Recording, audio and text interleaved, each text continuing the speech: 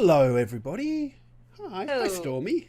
hi, how are you doing? I am doing really good. It's Wednesday. It's warm enough now that I brought out the fancy goblet to drink from because I A feel like, goblet? yeah, like I've got this goblet. I bought it. I was backpacking through Germany in my early 20s, and like there's is this pewter goblet, and I feel like I'm very classy when I drink out of it. So it's warm enough now that I've got my Kraken, and yes, I'm drinking at Oh. 5 o'clock on a whatever it is Wednesday.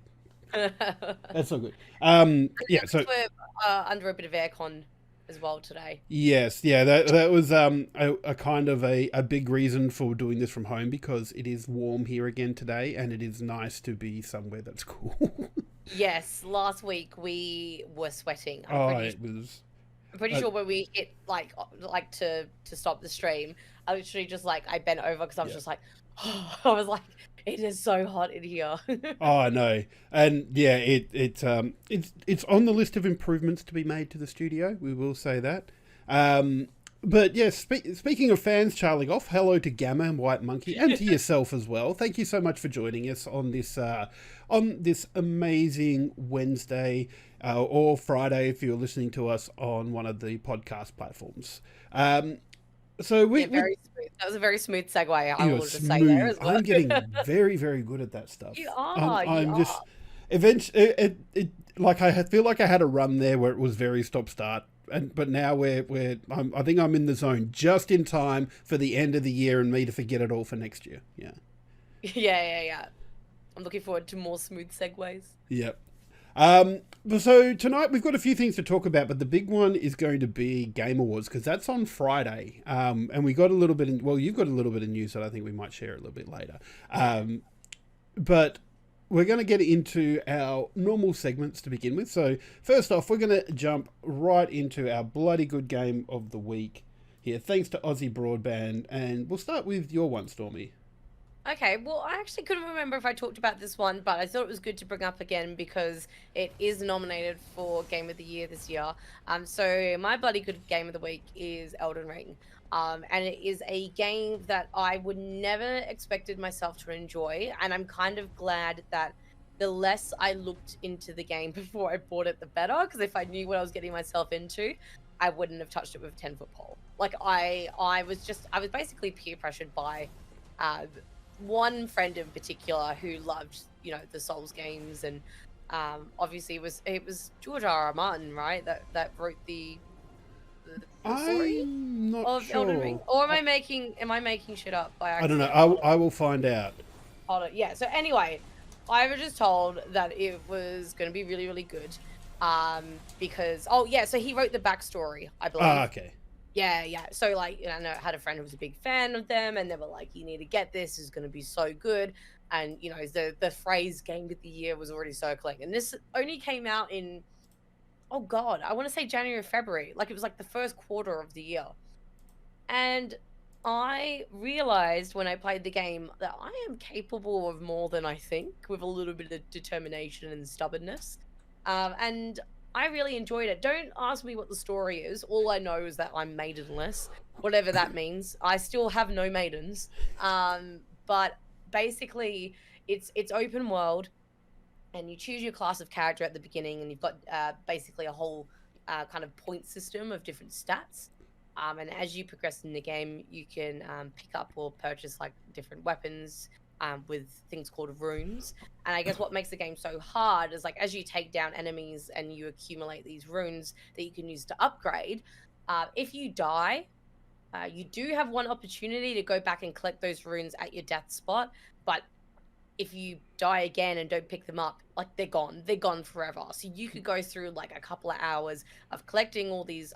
I'm pretty sure they're called runes, but it's the currency in the game. Yeah, So you I could go, think I've heard that as well. Yeah. yeah, like you can go through like a good couple of hours of collecting these runes, but if you don't spend them quick enough, or if you're saving up for something big, and you just happen to have a terrible death or two, they're gone and it's game over. Well, not game over. You basically just have to try and grind for them again. And the combat is very interesting. I went for more of a mage kind of class, like a magic based class. which a lot of people are like, oh, but that's the easiest one. Well, that's fine because I play games to have fun and I don't want to hate myself too much. And as my first Souls-like game, I think it was a good class to start with. And yeah, I've actually taken down a few good enemies so far, and it is definitely one that I'm planning on returning to hopefully really soon. And I think it was, I guess, we're getting towards the end of the year and I'm reflecting on games that we've, played and talked about this year. I think Elden Ring is definitely up there with one of my favorites, and I hope it wins Game of the Year because I thought visually it also looked gorgeous. I loved all the character design, and even though I'm not that far into the game just yet, I have seen a design of some of the enemies and some of the other characters and NPCs, and they're gorgeous. I think it's fantastic. And Elden Ring is my bloody good game of the week. Nice. I feel like Elden Ring, because I was watching our friends over at the OGR podcast on Monday night, and that this podcast was in danger of becoming an Elden Ring podcast early because like they absolutely love it. Cap and Grizz absolutely adore the game. Yeah. So I think I've lived a little bit vicariously through them with all the Elden Ring love, and they were talking about it, and in particular they were talking about the story, and I feel like the best thing I can sort of compare the story to is not what happens in the story, but how they tell the story is to Breath of the Wild. So Breath of the Wild on its surface has a very simple story, but if you go around, you get the lore objects, you talk to people, and you just look at the surrounds, that tells a whole story as well. And I think Elden Ring kind of told the story like that. So I think it kind of gets not frowned on, but just kind of pushed to the back burner a bit for a lot of people story-wise, because they go, oh, well, it didn't tell a story. Well, you only played the main quest line. Like, if you do all the other bits and pieces, then you'll find a really good story in there. I think it is one of those games where, like, you do get more out, like, depending on how much you put into it. Because, like you said, like, I definitely haven't, I will admit, not been going through the whole lore side of it. I'm a bit of a, because I'm trying to get through so many games at once at the moment, I'm not taking maybe as much time as I should to really take the time to read things. With some other games, it's different. If I know it's a more short, maybe like A to B storyline based game, but with an open world like Elden Ring, or even like Horizon Forbidden West, like that game there, as much as I'm trying to read all the lore, in the back of my mind, I'm like, I really need to finish the story. Like, I really need to finish this game. And I'm still, it doesn't mean that I'm enjoying it any less. I don't know what I'm missing, clearly. But yeah, I think I guess there's a bit more of an incentive to go back and play a little bit more and to pay a bit more attention if you have the time to. So, yeah. I also feel like open world kind of suits Elden Ring really well because, like I say, it's a Souls-like game, and you can sit there and you can butt your head against the wall in an enemy in the Souls-like games and get nowhere. Whereas in Elden Ring, because it's open world, you've got the opportunity to pull back, go maybe grind a little bit, or find another area that might not be as high a level and have a go at that too. Yeah, you could be really cheeky and like farm the same area if you've got the patience to do it. But I do think there is something really rewarding, or like to know that maybe you are going into a spot that you might not quite be ready for, but to still overcome it is still really great. And even if you do lose, it is such a big, like, kind of learning curve and a big lesson in patience I've learned for myself personally. But yeah, very, very, very rewarding though. There's no better feeling than overcoming an enemy you haven't been able to before, whether it is requiring you to grind your way through to it or just on a whim go, oh yeah, let's just see how we go. And that's also a good feeling too, to defeat those kind of, little adventures that you go on, those quests. That's awesome. And it's interesting that you mentioned Horizon Forbidden West there, because a game I've been playing lately, and my bloody good game of the week, is actually Horizon Zero Dawn. So I picked this up cheap in Steam sales, Black Friday sales a couple of weeks ago, and it was like $30. And I thought, yeah, I'll give that a go.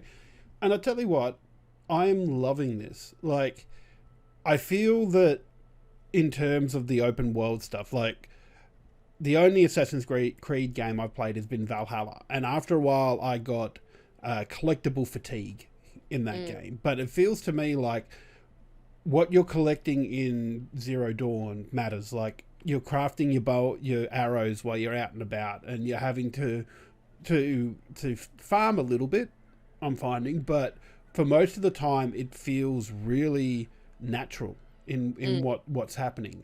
And there's not as much little puzzles that you need to go and try and sort out, and it's feeling really good, and to the point where to fast travel you need to craft a fast travel kit, but I'm finding that if I fast travel, I miss out on a lot of that farming stuff, and I run out of materials pretty quick. So I'm walking between areas and picking up everything that I can along the way to craft my arrows and like all the tripwires and stuff like that as well, because like there are lots of traps you can set up to try and to tackle the machines, and I'm having a blast with it, just traveling through, taking my time. I will say that I am seriously over leveled for where I am in the game, because I keep stopping and doing side quests and things like that, but once again I'm okay with that. I don't mind that. I will say one thing that I found that I don't like about the game is that it seems to want you to plan and be stealthy and set up traps and whatnot, but then, you know, you try and set up, but it doesn't give you some basic tools like moving bodies. So if you kill somebody, they'll just sit there and for everybody to discover. And once it's discovered, you're fighting, and that's it. You have to fight. So like there's just a couple little things that I think might have improved by giving a couple more sort of stealth mechanics, I guess, just to make it so that you could stop and plan a little bit more. But how are you finding the story so far? Sorry, Jim.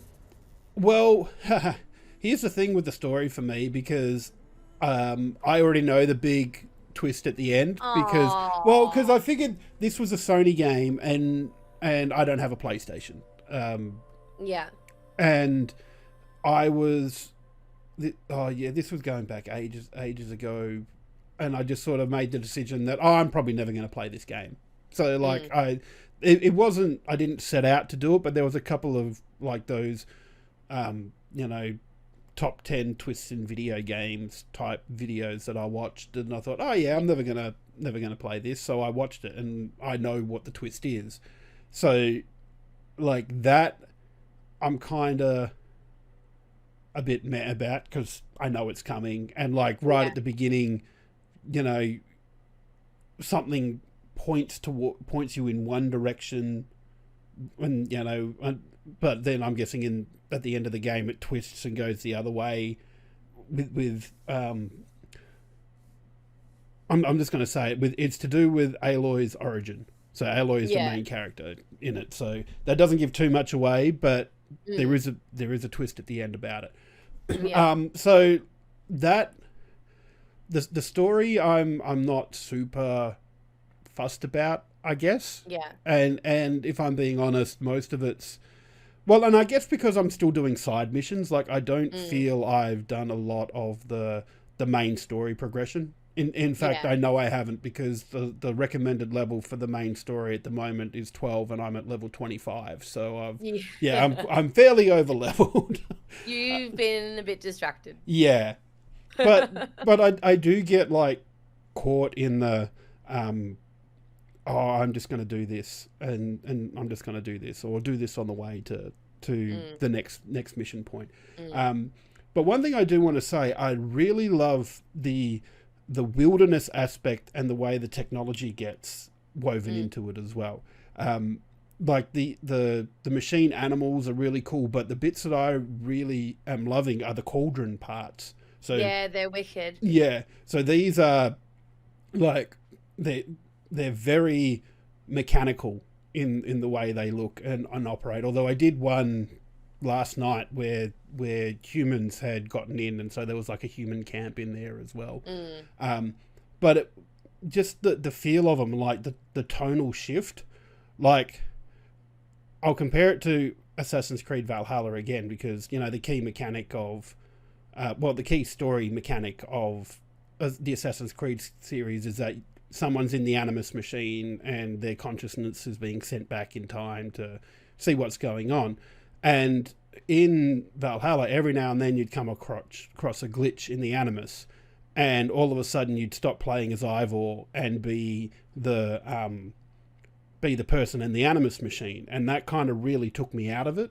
And especially because there was no real story about this other person, and just randomly the character that I know and have gotten to love in the game is somebody else, you know. Yeah. Whereas in this, you stumble across this big secret technology thing and you're going, wow, what is this? And it actually feels more natural in the game. Yeah. But no, I always like the cauldrons too. They were quite fun, and there's like that slight puzzle aspect to some of it too. That was quite enjoyable. I've been finding myself getting quite carried away with that in Forbidden West as well. So I can understand how you got distracted, because I think I'm doing the exact same thing at the moment. Yeah, but it's definitely very good fun, and I'm glad that I was able to find it for $30, and I think Daz Action posted in our Discord that there was another sale on it. It was $24 or something. I'm sitting there going, no, but then I went, it's $5, you know. Yeah. But it's what it is. That's it, and things are always going to go on sale this time of year. And if you're thinking about picking it up, it's on sale, so go grab it. Yeah. There you go. So, and that's my bloody good game of the week. Thank you so much, Aussie Broadband, for that. Wow. Now the big stuff. The big stuff. That's right. So we move on now to Stormie's lightning recap. And one of these days, I wasn't even talking about that. No, I wasn't even talking about that. I was talking about the Game Awards. I actually forgot about the lightning recap. Oh, that sounded really like, oh yeah, this is my turn. No, it's not like that at all. I thought we were out to see what I have to Game deal Awards. with people. I'm the ego that I deal with on a daily basis. No. I just got ahead of myself there. Anyway. Yeah, sorry, lightning recaps. Getting close to the end of the year now, but we've still got a few other little, well, not little actually. There's still a few good releases to look forward to. So releasing this Friday should be Dragon Quest Treasures for the Switch, and then next Tuesday is Crisis Core, the Final Fantasy VII reunion. High on Life comes out next Tuesday, I believe. And I feel like I have to mention this because it has been my bloody good game of the week, and would have become one of my favorites now. The Witcher 3 Wild Hunt next Wednesday is getting some of that sweet new gen treatment. And what I mean by that is they're basically giving those, I believe it's a free upgrade for consoles.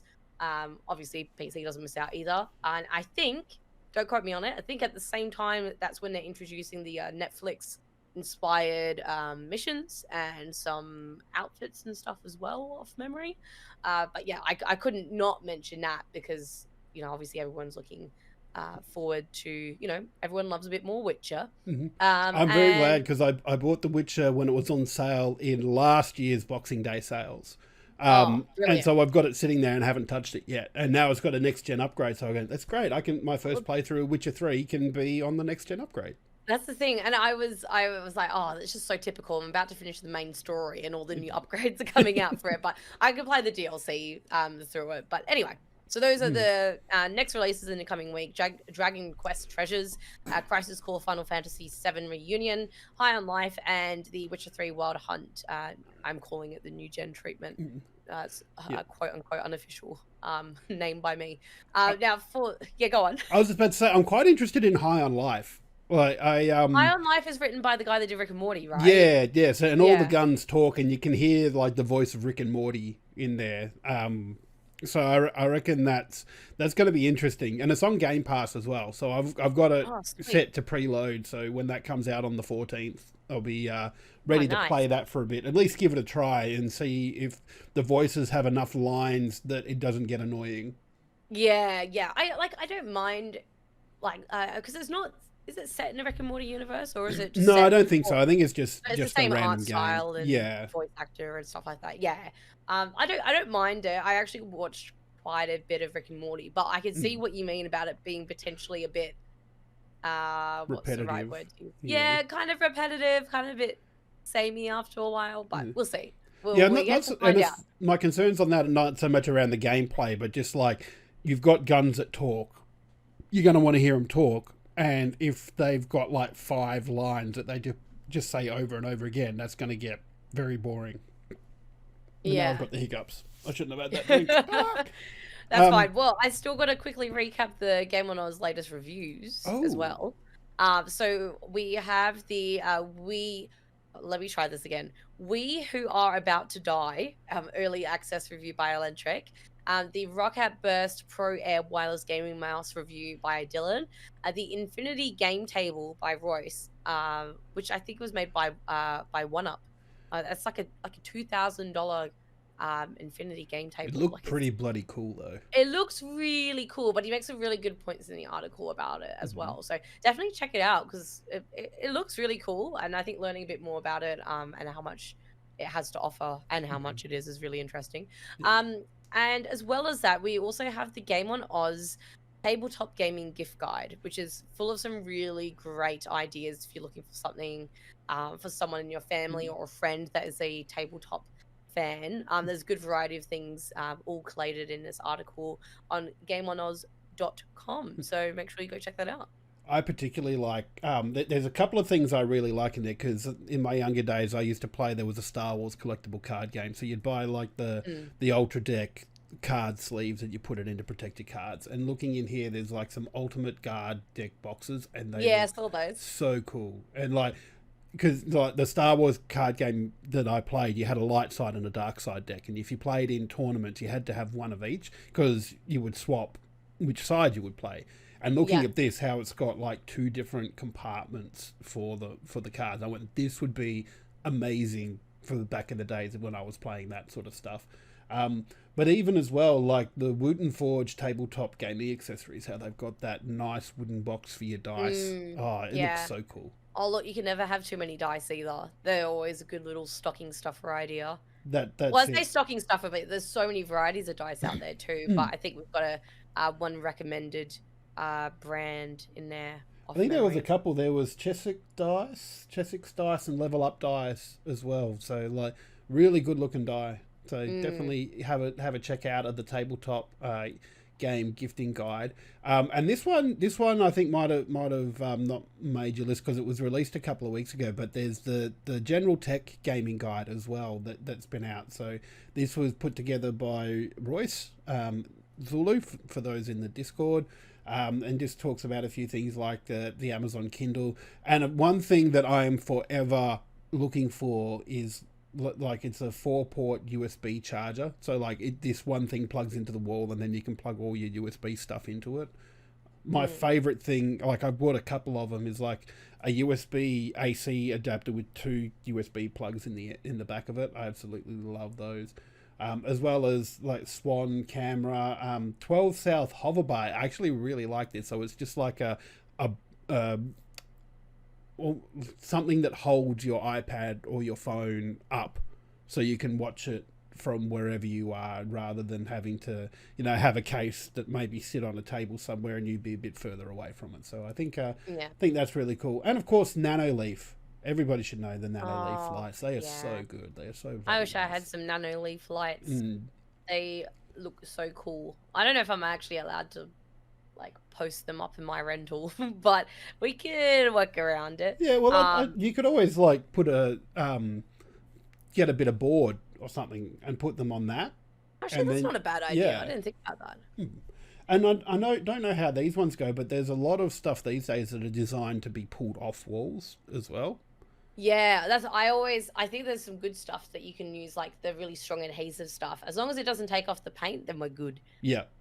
That's it. So so those are the gift guides that we got and the lightning recap, but definitely keep your eyes tuned to GameOnOz.com for more incoming gift guides and your daily dose of reviews and just general gaming content, because it's amazing, even if we do say so ourselves.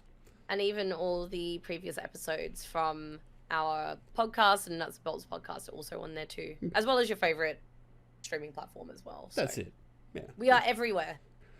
So Charlie Golf tried to jump the gun a little bit on this first story. So before we get into the Game Awards, there's one more thing that we want to mention, and we really weren't going to do any news stories and kind of just do the Game Awards predictions, but this came up and it is such a huge thing, and you pointed pointed this out to me, Stormy, so why don't you just roll with it for a bit.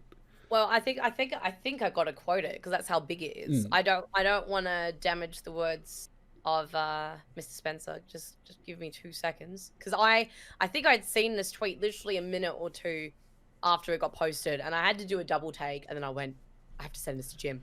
So, as of today, Phil Spencer tweets, Microsoft has entered into a 10-year commitment to bring Call of Duty to Nintendo following the merger of Microsoft and Activision Blizzard King. Microsoft is committed to helping bring more games to more people, however they choose to play. I'm also pleased to confirm that Microsoft has committed to continue to offer Call of Duty on Steam simultaneously to Xbox after we have closed the merger with Activision Blizzard King.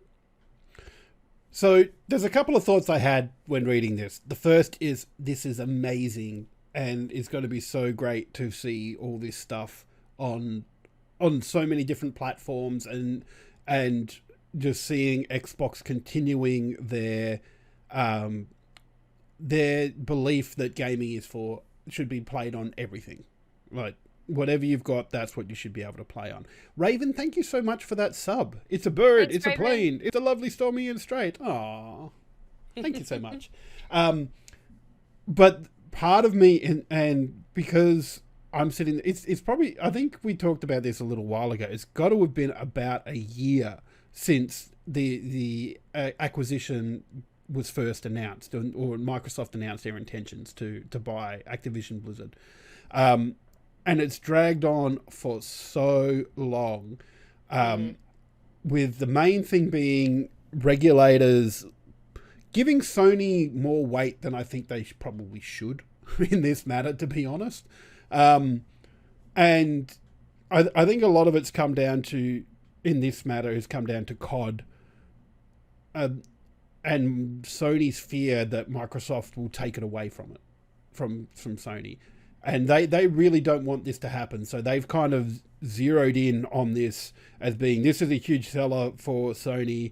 Please, basically, don't take this away from us. Even though Microsoft had offered them a 10-year deal to say it's going to be available to Sony for that, and Sony refusing to take it. And so now Microsoft has gone, well, if you're not going to take it, we're going to give it to Nintendo, and we're going to give it to Steam. Yeah, suck on those eggs. And part of me is thinking that, you know, and yeah, it's a company, and I've got no doubt that this is in their minds as well when they went to make this decision, that it's to appease the regulators, saying, look, we've signed this agreement with these two other companies. Sony won't accept it. That's their problem, not ours. We've offered it to them. Please let our please let our acquisition go the hell ahead, because it's been long enough now. I love the particular sentence, which I think I deliberately emphasized. Microsoft is committed to helping bring more games to more people, however they choose to play. I think it's just such a, like, it's without saying, like, yeah, I think this is what you said to me as well. It's funny. There was, I mean, I you know, as much as I maybe couldn't or wouldn't want to mention Sony, it's enough of a bit of a dig almost to be like, we're not taking this away from people. Yeah. Mm. You know, but I think that's really exciting. That's really cool. I mean, I am all for having more people able to play the same games as everybody else. How it runs, maybe a different story. Yeah, it's definitely going to be a cloud version. And I did see someone, like, almost tinfoil hat brigade in the comments say, notice they didn't say Switch. And I go, yeah, well, the Switch couldn't run this. Like, I love the Switch. I think it's been a great console, but it has nowhere near the power to run a first-person shooter like this. No. I mean, like, you have other, I guess, you can't even say smaller, but, like, you know, Fortnite and things like that, you can run on a Switch. But when it's something like Call of Duty, yeah, it just makes me... It's interesting of what the next 10 years then is going to bring for Nintendo and for Microsoft.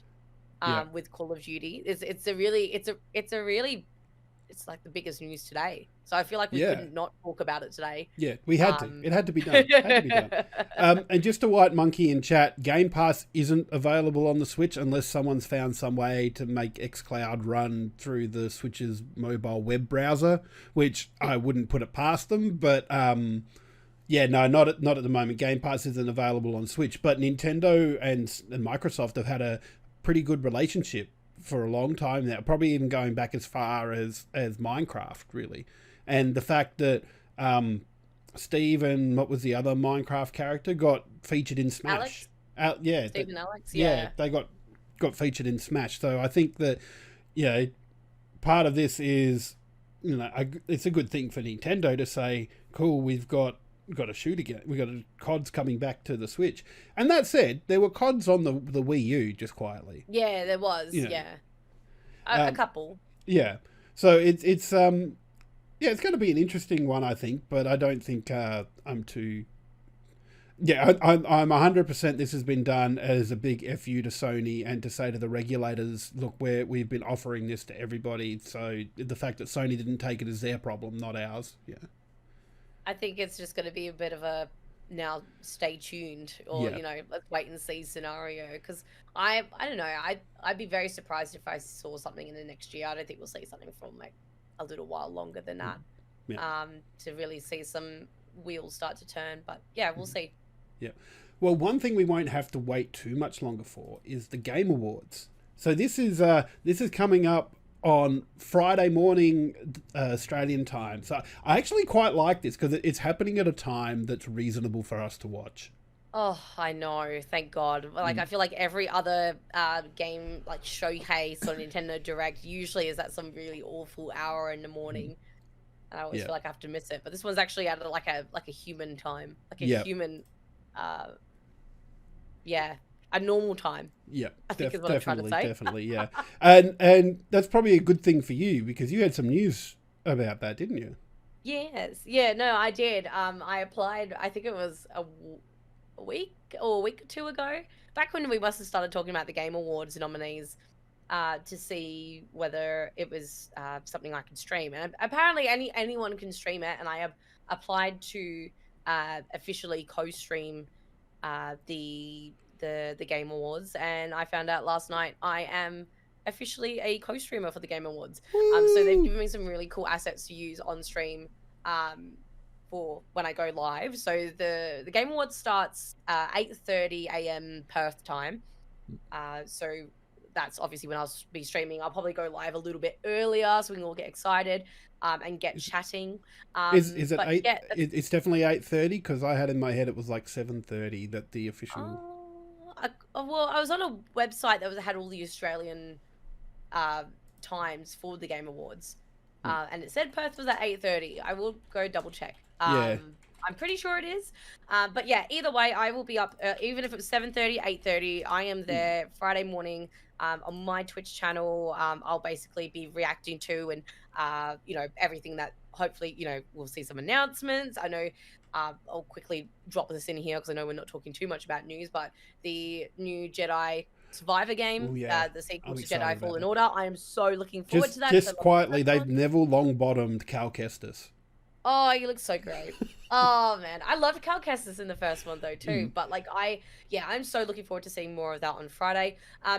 The viewer rewards, I'm glad Gamma has mentioned this because as far as I'm aware, there are viewer rewards for some streamers that are streaming the Game Awards. Unfortunately, I'm not one of them. But if you'd like to support your Goa gal, either way, you can come chat with me. Otherwise, there are a few select streamers that will have some drops. I believe they are for, I think there's one for Fall Guys. That one I know definitely off the top of my head. The others I can't remember, but if you have your Twitch drops enabled, you can tune in for those, but they won't be on my channel, unfortunately. But yeah, I'm really, really excited. I'm really looking forward to it. To have gotten that email saying I was an official co-streamer. If you miss it, I'm hoping to pop the VOD up like straight up onto YouTube. And yeah, I'm excited. I'm so excited. Very exciting. Also, times. White Monkey, thank you for the Prime sub as well. Yes, thank you, White Monkey. So good, so bloody good. But So yeah, excited. I'm so excited. yeah. So I guess we should talk a little bit about some of the categories, and we're going to make some predictions about what I think what we want to win, and we'll see how that compares, or what we think should win from the categories and how that compares to what actually wins.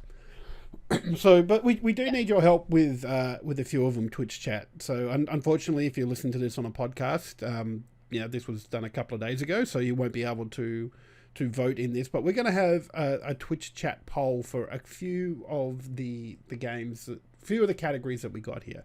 So, the big one, of course, being the game of the year. So, we're not going to reveal what we're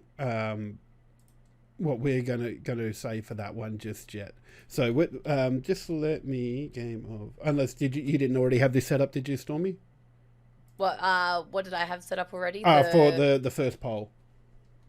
Oh no, I can get it that's set okay. up. I will get that set up now. Just quickly.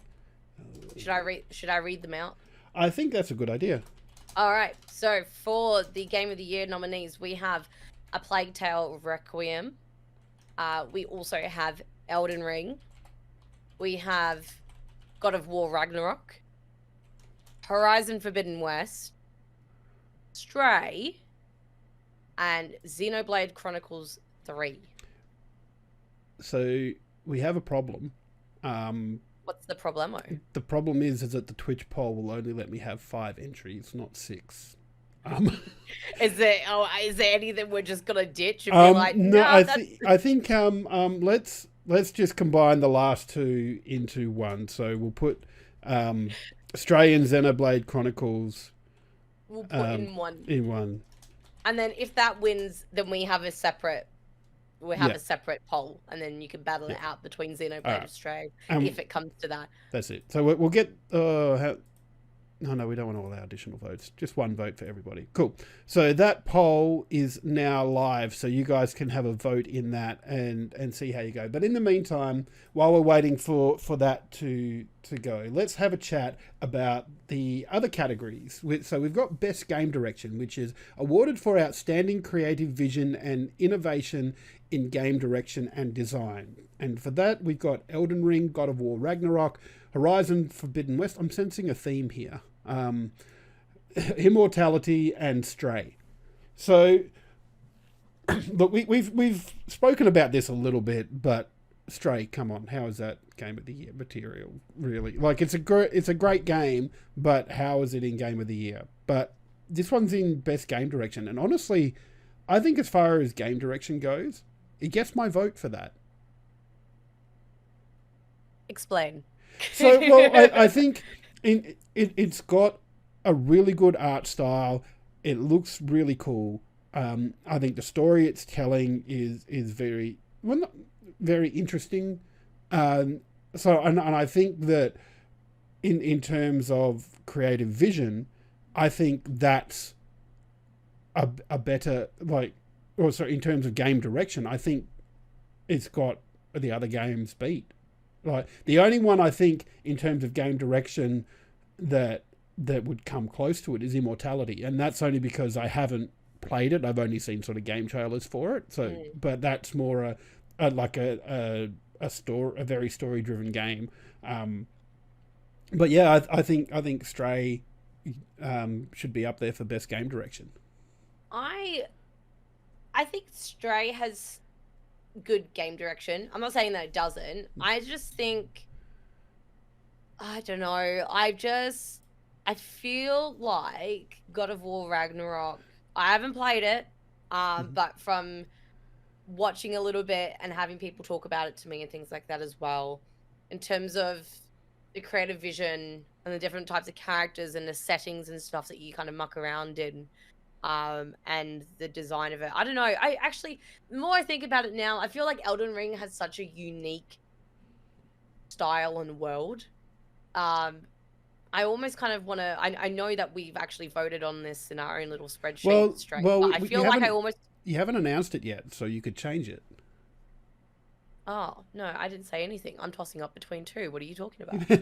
I'm actually. I mean, as much as I think God of War is going to take out a lot of categories, or not a lot of, a good amount, I'd like to see Elden Ring get this one. Just because, yeah, I think the world that it resides in is very unique. In terms of creative vision and things like that too. And we're talking about, lore and things like that as well.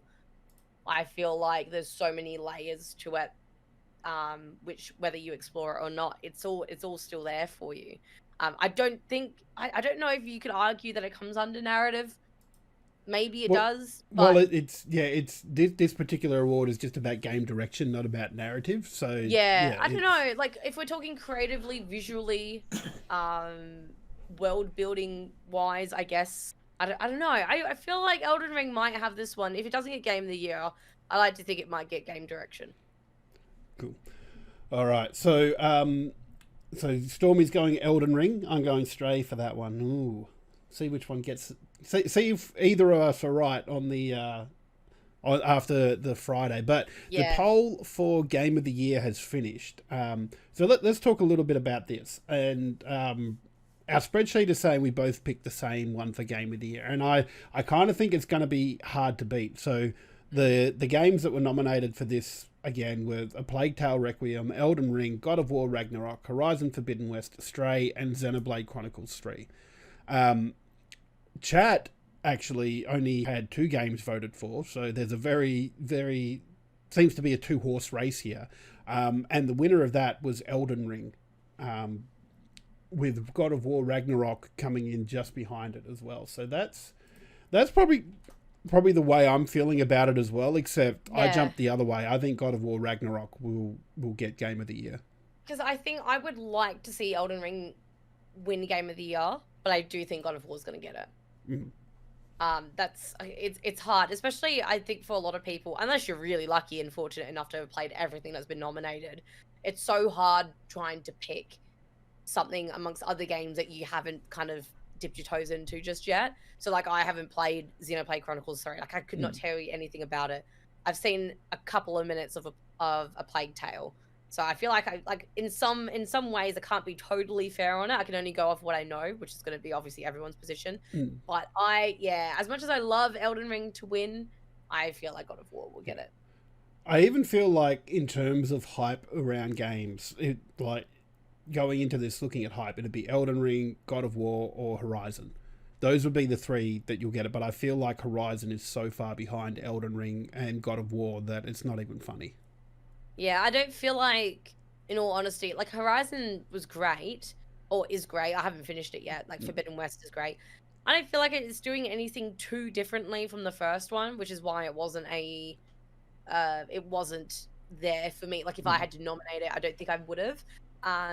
Whereas Elden Ring is its own beautiful world and, things like that. And God of War, from what I've read, when we're talking to Dylan and things like that as well, when he did the review, how it just elevates, it takes the story from the 2018 one to the next level and expands on that more. I can understand. But like for me, I haven't heard that much of like Forbidden West doing the same way, because you got 2 sequels in there. Yeah, that's right. Oh, no. Well, I mean, you've got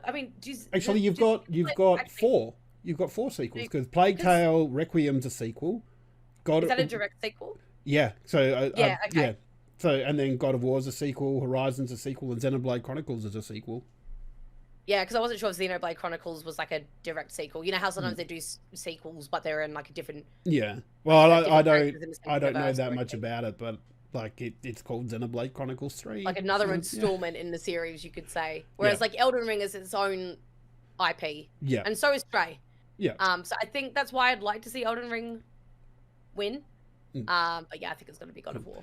All right. Well, we may need to speed this up a little bit. So let's. I feel like Game of the Year and probably Indie Game of the Year is where we can have a bit more of a discussion. But let's have a chat about best narrative for outstanding storytelling and narrative development in a game.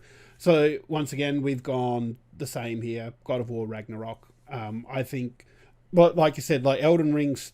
Sorry, I should go. Let me go back and take my foot out of my mouth, and I'll start again.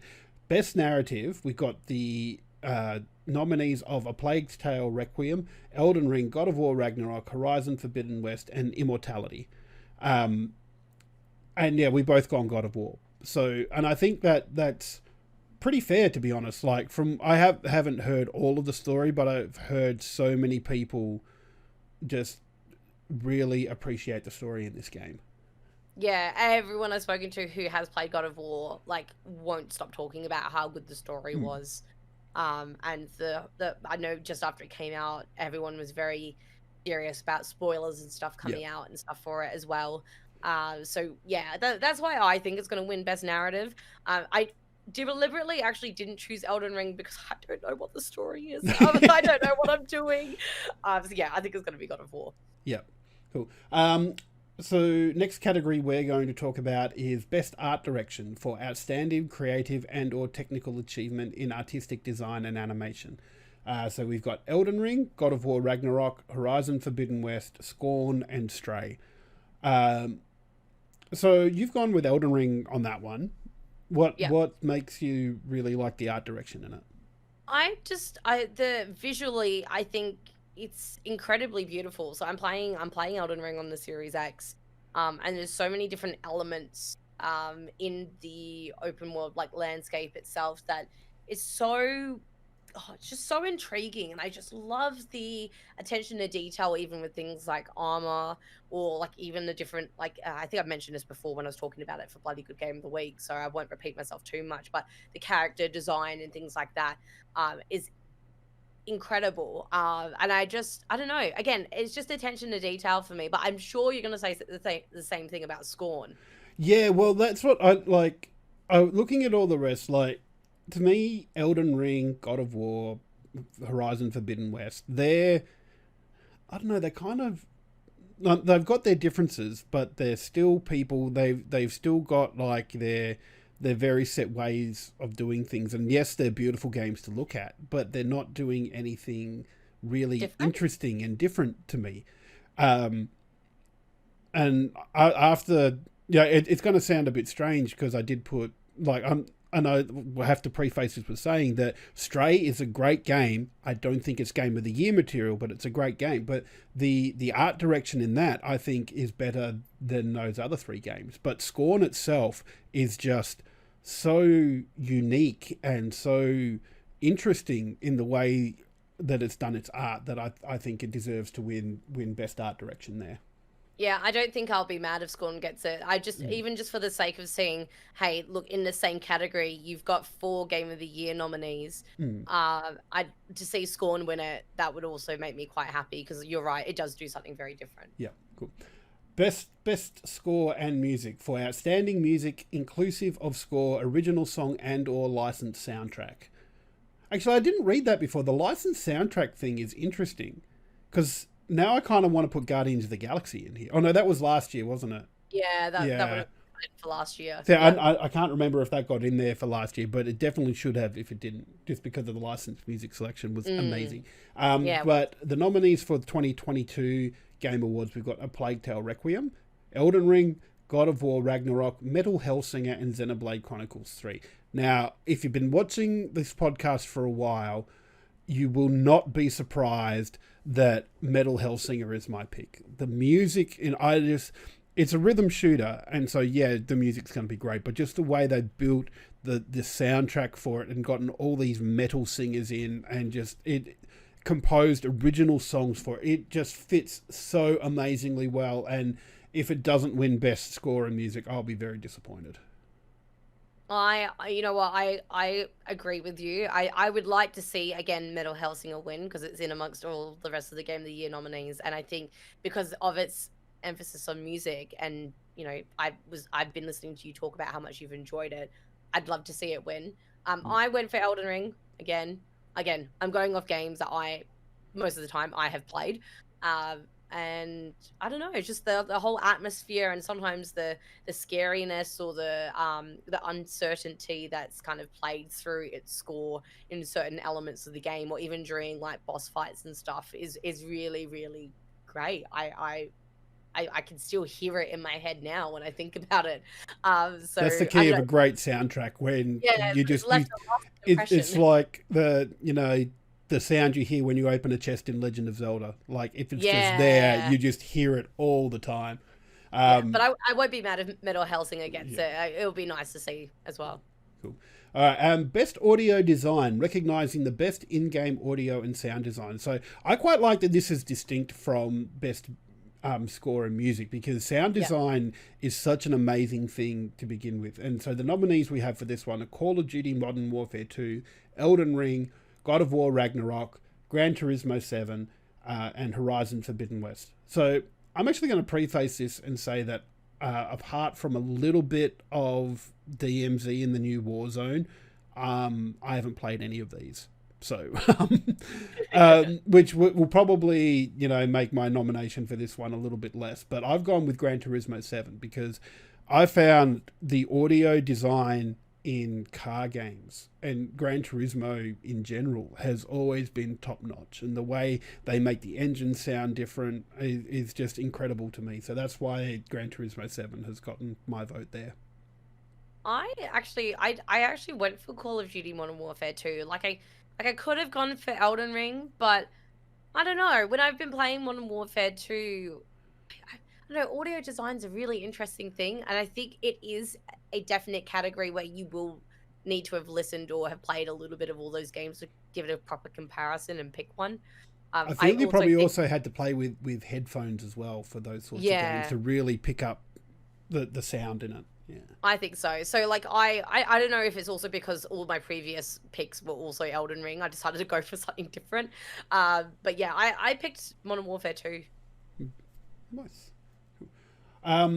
Next one is Best Performance. So this is awarded to an individual for voice-over acting, motion, and or performance capture. I like that motion capture's in here as well. I quite like that. But the nominees we've got is Ashley Nurch from Horizon Forbidden West, Charlotte McBurney from A Plague Tale, Christopher Judge from God of War Ragnarok, Manon Gage from Immortality, and Sunny Suljic from God of War Ragnarok. So it probably didn't escape your notice that both Kratos and his son have been nominated for their vocal talents here. I've gone for Christopher Judge. You've gone for Christopher Judge. I've mainly gone for it because I've loved Christopher Judge since his days as Teal'c in Stargate SG-1, and I love seeing him being rewarded for his work and just like that deep booming voice. It's just absolutely love him. I liked I like Ashley Nurch as Aloy. For those who don't know who that voice actress was for Forbidden West. I don't know, it wasn't so much, I don't think it was based on her performance, but I think it was more so the character of Aloy I just couldn't like as much in the second one. I don't know how to describe it without potentially spoiling the first one. But everything I do see of Kratos, it leaves such an impression on, like, I just think of Christopher Judge now when I think of Kratos. And I always think of him at the Game Awards before when he said boy. Like, that's also very iconic. Boy! Yeah, I reckon he'll get it. Yeah, that's awesome. Cool. And then the next category, Game for Impact, for a thought-provoking game with a pro-social meaning or message. And the nominees are Memoir Blue, As Dusk Falls, Citizen Sleeper, Endling, Extinction is Forever, Hindsight, and I Was a Teenage Exocolonist. Once again, we've both kind of gone for the same thing, which is going to make it hard to prove who was right in our predictions here. But we've both gone for As Dusk Falls because it's a it is more of an interactive story, I would call it, than a video game, but it's definitely impactful with its message. I'm not going to dwell on this too much, but I still think interactive stories are video games, whether people want to call them interactive movies or whatever. I think when you still have the choice to impact those characters through whatever mechanics, I don't know. I have more not experience, but a bit more knowledge of As Dusk Falls compared to the other ones. And I did like the art style and the concept of it, so that's why I went for that one. Nice. Best ongoing game. Awarded to a game for outstanding development of ongoing content that evolves the player experience over time. So nominees, we've got Apex Legends, Destiny 2, Final Fantasy 14, Fortnite, and Genshin Impact. I'm going to say I wanted to pick Final Fantasy 14, but I don't feel like it exploded last year and had such a good year. I even played the vanilla content on it and I had a ball doing it. But this year, it doesn't feel like it's done a lot. So I've actually gone for Fortnite because say what you will about Fortnite, I think that they've gone like they're constantly producing more content for it. Yeah, it's a tricky one, isn't it? Because I also said Fortnite, and I think this also ties in to, and I realized I don't think you voted on this next one we're doing it is best community support, because I think almost every game from best ongoing is also in that category. I don't know. I would have loved to have said Apex, even Destiny 2, but I just feel like Fortnite has always been so consistent with content. I don't know. I just feel like that's a no-brainer. Even Genshin, I think that this is a really strong category of nominees. Yeah. I must admit, like, Genshin kind of, like, I played it for a bit, but it was so gotcha that I was really not a fan of it. And they locked players behind paywalls and stuff like that. So I'm really not a fan of that. Whereas Fortnite, it's just the skins that are locked behind the paywall, which I'm quite all right with. Thank you very much there. So the next one, we're going to get another poll up for, and luckily there's only. Do you want me to do this one? Oh no, that's all right. I can do this one. Do you want me to read them out? Yes, please. All right. So the best indie, is for outstanding creative and technical achievement in a game made outside the traditional publisher system. So the nominees are Cult of the Lamb, Neon White, Sifu, Stray, and Tunic, which I also think is a really good bunch of nominees. Like, this is a very strong category in general. Yeah, but we've got the poll up for that one, so we'll wait for that poll to run its course. But in the meantime, we'll continue on with the next category, which is best mobile game. For the best game playable on a mobile device. And there we have Apex Legends Mobile, Diablo Immortal, Genshin Impact, Marvel Snap, and Tower of Fantasy. Gonna be straight up, I have never heard of Tower of Fantasy. I have no idea what it is. I'm so glad you said that, because I was like, what is this? Yeah, but Genshin Impact, like, that's a funny one, because I do remember when that got released, one of our old writing team, Inferno, played it on his mobile, and a lot of it was just automatic. So you just set the character to go farm and it would do its thing. And look, and for its end game issues, Diablo Immortal was a very solid mobile title. I will give it that. But for me, given the amount of hours that I've put into it since it came out, it's got to be Marvel Snap. I absolutely adore Marvel Snap. It's such a really cool card game. It's very quick. There's 6 turns in a round. There's was 12 cards in a deck. I don't know. There's not many cards in a deck. Not anyway. many, no. And the deck building aspect of it is really fun. And I actually, to the point where I've actually dropped money on it, like, because there's a battle pass in it. And it comes up every month, and I don't think I'm going to be doing it for forever, because it's like $15 every month, and I'm not keen on. Yeah. So the new battle pass rolls around every month, but yeah, for me, it's Marvel Snap. It's got to be. My pick's a bit weird, because I actually haven't played my pick in a very long time. And as much as I'd like to say Apex, because I've been playing Apex since launch, I've never actually played it on mobile. The only one out of these nominees. Well, actually, there's 2 of them out of the nominees I've had experience with is Genshin and Marvel Snap, but I've actually picked Genshin because on my first experience with it, and I played it for quite a while, I was really pleasantly surprised by how involved it was. Like, gacha mechanics aside, yeah, that's like a whole other kettle of fish. I actually really enjoyed the combat and the elemental factors and the characters and stuff. Yeah, genuinely, I hooked a lot of hours into this, and I even got to a point where I put a mount on my Xbox controller so I could play it in bed. Nice. So for me, that's why I picked Genshin Impact. Yeah, look, and here's the thing, like, I've only played it on PC, but it's a fun game. Like, the elemental components of it in the different characters that you can get is really fun, and I can see the draw of it. So yeah, I'm not surprised to see it up for mobile game of the year again. But I've stalled long enough now, and the poll's finished for best indie game. So the nominees again were Cult of the Lamb, Neon White, Sifu, Stray, and Tunic. Once again, pretty close. There was one definite winner and two not far behind it. And you'll be happy to know, Stormy, that chat thinks Cult of the Lamb is going to win it. You should see our we've got a spreadsheet to track all this, and we're putting an X in next to the one we want to win. Stormy has filled up the whole cell with X's because she really, really wants Cult of the Lamb to win. And it's a really good game. I will say right now, if Cult of the Lamb does not win, all my followers in my cult in my current game are going in the bin, and I will rack up new followers again, because that's how passionate I am about this game. So out of respect, I will start my cult fresh. I feel like everybody's going to go and drink the Kool-Aid and just, disappear. Yeah. Everyone's I've got to say bye to everyone in my cult. You guys know, if you've listened to the previous podcast, and obviously Jim knows this as well, I am so passionate about Cult of the Lamb. I feel like they got robbed not being nominated for Game of the Year, in my opinion. In saying that, it just makes me worried, and I sweat thinking about the fact that Stray, that has been nominated for the Game of the Year, is in the same category as Cult of the Lamb. So as much as Cult of the Lamb is my pick, I feel like Stray is going to get it for that reason. But who knows?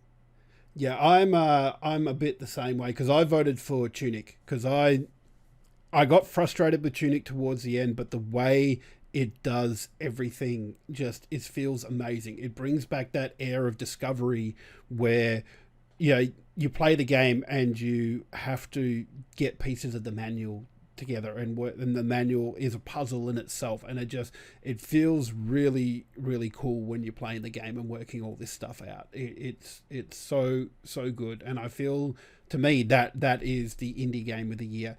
But like you, I think because Stray's been nominated for game of the year as well, that it might take away that. But I'm not going to vote for it because I think it's going to win. I'm going to vote for the game that I want to win and I think should win. Sorry, that's a little rant there. Yeah. But anyway, on to the next category, Best Community Support.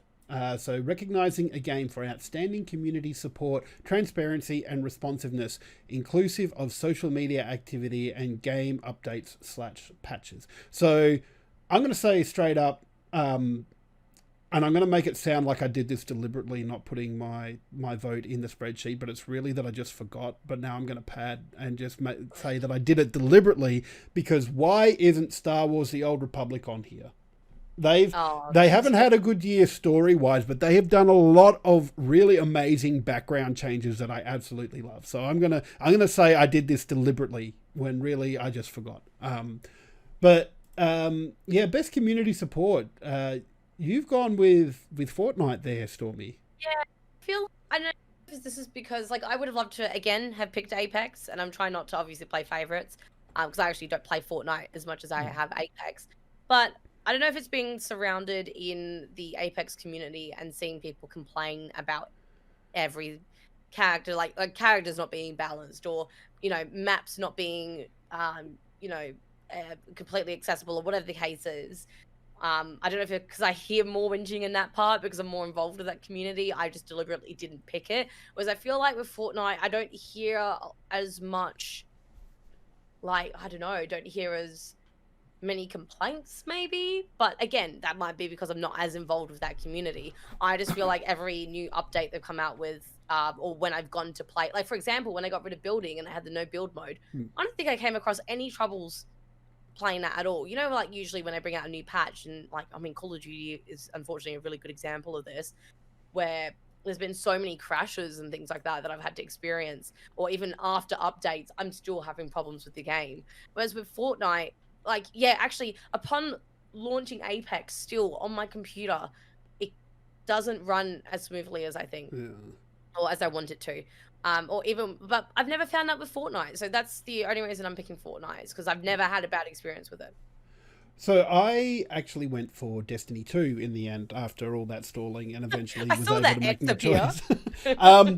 Mainly because I feel like after they separated in their relationship with Activision Blizzard and went free to play. I think that they've been building a really, really cool game, and I think that they've made some really good changes. There's even talk of, because like one of the big things that they did that upset a lot of players was they sunset some of the original content for Destiny 2, which I don't think that the Bungie in particular like, but I think they were kind of forced to by Activision Blizzard. But now I think they got the game on a really good track, and I think that they deserve to win the best community support there. The next category, we've only got a handful of categories to go, but the next category is innovation in accessibility, and this category recognizes software and or hardware that is pushing the medium forward by adding features, technology, and content to help games be played and enjoyed by an even wider audience. I'm going to get my one out of the way as soon as I finished reading these, because I was just going to say what my pick was, but we should read the nominations first. As Dusk Falls, God of War Ragnarok, Return to Monkey Island, The Last of Us Part 1, and The Quarry. So I've gone with Return to Monkey Island, and it's probably not quite the accessibility that they really mean by this, but I still really love the hint system that Return to Monkey Island has. It's really cool and very granular in the way it gives out hints. So it doesn't just say, or give you a clue that tells you this is the solution. It gives you very high level clues which eventually funnel down into basically this is the solution if you click the hint button enough times. So I think it's a really cool way for people to experience the Monkey Island series and the point and click puzzle games that I just think it's really, really cool and accessible way for people to be able to experience it. Yeah, I think it's innovation and accessibility is a tricky one, because I was thinking about this earlier when I was thinking about my predictions and nominations and stuff. Because I don't know, I wouldn't be able to get the full grasp of how helpful and accessible all of these games are as like an able-bodied person. But what I did find though playing The Quarry, I don't know if this would count because it is obviously an entirely separate game to Until Dawn. But basically, instead of having, now I've got to remember what it is. Their quick time events were a lot different, and they could be slower. Like you could actually change the difficulty, especially in a horror game. I feel like as well, where the stakes are pretty high. Just allowing people to have that extra time to be able to react properly is great. Also, just as like a general thing, I love subtitles in games because I struggle to concentrate sometimes. So sometimes I don't hear a word properly, so I need to read it in front of me. Like those little things for me, I know help me, and I know, like, I guess, in other circumstances, we're talking things about, options for people who are colorblind or might need extra accessibility in a way that controllers and stuff are being used and things like that. Obviously, I can't speak on that kind of thing, but I guess I've had a little bit of a taste of what The Quarry had to offer for me. So that's the only reason I've picked it. But I personally am now really interested to know what the other games or the other nominations also offer for this category. But I like that we have this category as well, because I think it's just so important that everyone gets to enjoy these games regardless of ability and things like this as well. Exactly. Next category, Best Multiplayer, for outstanding online multiplayer gameplay and design, including co-op and massively multiplayer experiences, irrespective of game genre or platform. And the nominees for this one are Call of Duty Modern Warfare 2, Multiverses, Overwatch 2, Splatoon 3, and Teenage Mutant Ninja Turtles Shredder's Revenge. And I'm curious to hear your reasoning for your pick there, Stormy. Yeah, it's a bit unexpected because I think I did see that you've got Call of Duty now, so you probably would have seen how many hours that I've plugged into it. I didn't go for Call of Duty. I actually went for Overwatch 2, which, I don't know, it was hard for me to pick between the two, despite the fact that I play Call of Duty more. It seems like probably an odd choice for me.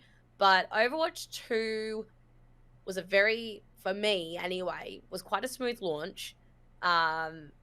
Despite all the drama and whatever about the cosmetics and the battle pass, the actual multiplayer itself with the roster of different characters and a variety of characters you have, and the design of those characters, and the design of the original and the new maps that they've put in, and the lore that they continue to put out as well. I don't know. It just makes Overwatch 2 like, yes, we can argue that is basically like the first one, but in itself, since this new, kind of rejigging of it that's become Overwatch 2, I've just had a better, smoother experience playing it, and I, in some circumstances, would say in some ways a more enjoyable experience. Despite the fact that my competitiveness in gritty first-person shooters does draw me more towards Modern Warfare 2. But I think for me, because Overwatch 2 appeals to such a wider audience, maybe even a younger audience as well, I'm a little bit biased because I know my sister still likes to play it and things like that. I don't know, just overall smooth experience, and now free to play for everyone, still fairly well supported. That's why I've picked it. For me, so first of all, I'm going to say that there's some really good choices on here. Multiverses was a really good competitor for Smash, if I'm being honest. Like the characters that they had in there and the way it played were really fun. Splatoon, I always love Splatoon because, like I've always said, it's a very Nintendo way of doing a shooter where the objective is not to kill everybody but to cover the stage in paint. But for me, and it's not I feel like it's very different because it's not a competitive game. It's a co-op game, because I've gone for Teenage Mutant Ninja Turtles: Shredder's Revenge. And I do feel like there's a bit of nostalgia creeping into it, because I love the old arcade beat-em-ups like The Simpsons and the old X-Men and Turtles in Time. They were just all so much fun, and Shredder's Revenge really captured a lot of that, but not only let it be multiplayer and local multiplayer. Like the Switch I think you could have all 6 people playing on the Switch locally. But the online that it did for it was just amazing as well. And I really think that as a game that's designed to be played with other people, that I think it stands out on its own there. And I think that it should win best multiplayer game there. Moving on, three categories left and one more poll for chat. So chat, you can get involved again in very short time. But the best indie debut. So for the best debut game created by an independent studio, and we have Neon White, Norco, Stray, Tunic, and Vampire Survivors. Stormie, how'd you get here? I, no doubt, like when I looked at the nominees, like Stray should definitely, I think, win this one. I just think the love and the attention that it received when it was first announced, all the way up to when it finally launched, I think is really, really impressive. Like, yes, cute cat, but like at the same time, the actual game itself, I think is appealing to a lot of, like a wide audience as well, even people who maybe don't play video games as well. I just felt like this was a really great title, and again, I think the reception for it was also really good, and that's what stood out to me compared to the other games that also are in this category. So yeah, I think no doubt, I think I'm feeling pretty confident that Stray will get this one. Yeah, for me, I went a different way. Stray is no doubt a technical marvel, and it's a really great debut game from this studio. It looks absolutely amazing. And with Tunic being in that list, you'd probably think that I'm going to go for Tunic, but I actually went for Vampire Survivors. So this one, I haven't played myself, but I've watched a lot of streamers play it, and a lot of my friends pop up on my Steam list saying they're playing this game, and it actually looks really quite cool, and I'm very impressed that it's got so much depth to it. And so I think as a debut, Vampire Survivors is the winner here. Now, we've got 2 categories left, but I'm going to jump to the last one first because just going to mention that so we can get the poll up in chat. So if you want to read that one out for us there, yes. Stormie. So this one, I think, will be an interesting one. It's most anticipated game. So the games that we have, so it's recognizing an announced game that has demonstrably illustrated potential to push the gaming medium forward. So we have Final Fantasy 16, Hogwarts Legacy, Resident Evil 4, Starfield, and The Legend of Zelda: Tears of the Kingdom. Yeah, look, there's some very good titles in there. and it's going to be interesting to see what chat comes up with when I Yes. finish typing, because typing and talking Sorry, at the I same tried time. to say it as slowly. But we've got the poll live now, so those in Twitch chat, knock yourself out, have fun there. As we go back and talk about best adaptation, so recognizing outstanding creative work that faithfully and authentically adapts a video game to another entertainment medium. So the nominees for this one is Arcane, League of Legends, Cyberpunk, Edgerunners, The Cuphead Show, Sonic the Hedgehog 2, and Uncharted. So until recently, I had seen everything but two of these, but I actually binge watched Edgerunners today, so now I've seen that as well. I haven't finished it, so no spoilers. Yeah, I quite liked it. I really thought it had a really good story in it, and it was very well done. That said, Arcane shits all over it. Arcane is by far the best adaptation out of this. Like, I wanted to see how Edgerunners finished, but I needed to know how Arcane finished. Yeah, that was the difference between it. Yeah. And I haven't seen the Cuphead show. I've heard some pretty good things about it, but I haven't watched it. Sonic the Hedgehog 2, I kind of felt wasn't as good as the first one, and maybe that was because I got a little bit more surprised by the first Sonic movie. And Uncharted was good fun. It felt like an Uncharted movie. It had like one of the big set pieces at the back of a plane, as it's one of its big set pieces. But yeah, I don't think anything can beat Arcane there. Just the story it told, how it made me feel, like the number of gut punches that show gave me. It was just, is such a good show. And like how Arcane made me want to play League of Legends, Edgerunners didn't make me want to go back and play Cyberpunk, if you get what I mean. Yeah, it's interesting because I also voted for Arcane, and without trying to be as biased as possible, because I obviously love playing League of Legends, the fact that like my mum, my sister, Charlie Golf, who always said to me and still says to me he will not go anywhere near League of Legends, all really enjoyed the TV show with no prior knowledge to any of the game at all. I thought was really telling of how good the story was and how great the characters were. Also the art style and and killer soundtrack as well. I have to add, the soundtrack for Arcane is brilliant. I am about an episode or two away from finishing Edgerunners. I have really enjoyed it. As someone who hasn't played Cyberpunk, I'm more intrigued. I don't know if it would make me, want to go in the same way that you've said about League of Legends. I don't know if it makes me want to go play Cyberpunk just yet. It is obvious in a different way. I feel like Cyberpunk Edgerunners is more intense. I feel like what it does is really, really good. But I don't know. There's just some kind of spark or magic with Arcane that, like, I don't know. I knew that I had to vote for it. Yeah, cool. So that's a unanimous vote there for us. Now, I am actually shocked by our Twitter poll. Like, I cannot believe this game has come out on top. So for most really anticipated game, we've got the nominees again: Final Fantasy 16, Hogwarts Legacy, Resident Evil 4, Starfield, and Legend of Zelda: Tears of the Kingdom. The one that chat has picked is Hogwarts Legacy. Like, that wasn't even on my radar for most anticipated. Yeah, no, I'm sure the game will be good when it comes out. I don't plan on playing it. It's also going to be a very expensive time of year for me that year when Resident Evil comes out. So I think I'm not even, that's obviously not even in my mind. But no one voted for Resident Evil. How dare you all? Fine. Well, even like, so the other two that got votes in our Twitch poll were Starfield and Legend of Zelda.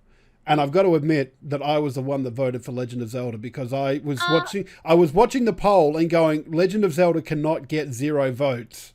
No, well, wait, hang on a minute, because then I would have voted for Resident Evil, but in this spreadsheet you've got a section for chat, and you've got a separate section for you, and you've got a separate section for me. So you can't just get your second vote in just because. I can try and not get away with it, but even in the end, it still didn't win. So yeah, Chat But just really likes Hogwarts Legacy, and yeah. yes, my most anticipated game of the year is going to be Tears of the Kingdom because I Well, just yeah. so excited for the Breath of the Wild sequel. It's going to be so cool.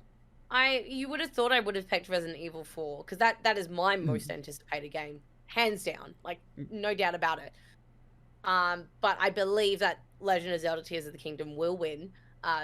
Based on the fact that they've kept us hanging for so long as well, and everyone's like, "Where's the new Breath of the Wild game?" And then they finally like gave us the new info. Um, yeah, that's why I think it's going to win most anticipated.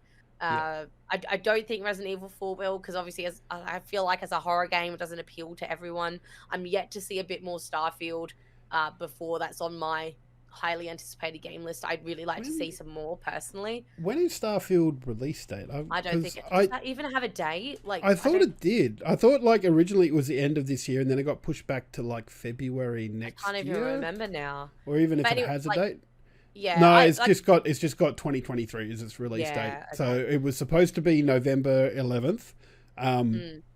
but no, now it's back to 2023. No, I think especially because we've got a date and everything for Tears of the Kingdom now, Yeah. and we've seen a little bit of footage. I think that's enough to have it win because people are like, okay, we finally know that it's coming and it's a thing and we know what it's called. Yeah. Mhm. So that's our game awards sort of predictions there, what we want to win, really. I think what we want to win, and look, it's going to be interesting to see come Friday morning who takes out a lot of these, and we should Yes. stress as well that we haven't gone through every category. There was a heap that we didn't Yeah. do, which is probably just as well because this episode is already at an hour and 20 minutes, so we've Yeah. gone a long time over than what we normally do. But Oh, it's gonna White Monkey is so lucky for making that comment about Resident Evil 4 right when we're finishing. Otherwise, we'd be here for another half an hour. Saying RE4 is also a remake, so I don't know how that will go for its anticipation. But that's okay. I'm going to hold look. my tongue and we'll talk about that another time. See, I think I didn't play. I haven't played any Resident Evil game, so I've got no yardstick to compare it to. But if it's changed as much as the original Final Fantasy VII was to the Final Fantasy VII remake, that's a totally new game, and Yeah, it will I be. don't mind that. Yeah, And it will. and if It Res will Evil be. 4 follows that, then that's cool. I have other issues with remakes about why remake an old game, just make a new one. But yeah, that's also something for another time. But Yes. we cannot wait to see the Game Awards. If you're up at that time, don't forget, go watch Stormie, who is co-streaming the Game Awards there. Get her reaction shots. And don't forget all the trailers that are going to be in there as well. Oh, I'm so excited. Haven't even thought about that yet. Oh. And they've like got some special guests like appearing to like present some stuff. I'm pretty sure Pedro Pascal, and oh my god, Bella Ramsey, who's Oh playing my Joel and God. Ellie, are going to be there. I'm pretty sure one of the Muppets is going to be there. Muppets. Yeah. I want to know which Muppets presenting an award. Please let it be Animal for best music, and then let Metal Hellsinger win. Wait. Hold on. Let me quickly tell you before we Oh. sign off. Hold on. Oh, that's because that would One moment. that would be amazing. Because like if you're getting Animal to present an award, surely Guess what? Sorry. It's Animal. Oh yes. Did they say what award he's presenting? No, I didn't say. Oh, Didn't say. But it has to please. be. Surely it has to be. Please let it be music and that. Animal, yes. Bond's pop, yes. Animal, I absolutely love it. Going to be interesting to see how he talks in that. But anyway, it's going to be very exciting to see come Friday. Tune into Stormie. Is it Stormie streams on Twitch? Yes, it's so twitch.tv/Stormie streams. That's STORMIE. I will be live. I'm hoping just before 8:30 a.m. Perth time. Just so we can all have a bit of a chat before it starts. And yeah, I'll be streaming the whole thing. So I hope to see you there. Nice. And really, it's going to be exciting next week when we come back and see see how we went with our predictions, see how chat went, see if their out of the box Hogwarts Legacy pick gets it for them. We're going to sign off there, but I do want to say that next week is going to be our last show for 2022. So definitely, if you're going to tune in, come and tune in on that, and we'll talk what happened at the Game Awards. And I reckon we should go back on what our gaming moments of the year are going to be have been as well, because I reckon there's been a few that we can have a bit of a chat about there. Yeah, But, I think so. But until then, thank you all for watching or listening wherever you are, and we'll catch you all next week.